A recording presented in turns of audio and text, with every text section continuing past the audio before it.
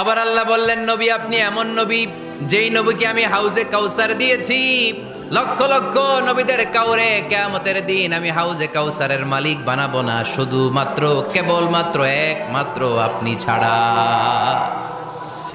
ইন্না আ'তাইনাকাল কাউসার ফাসাল্লি লিরাব্বিকা ওয়ানহার ইন্না শানিআকা হুয়াল আবতার। সুবহানাল্লাহ পড়ে।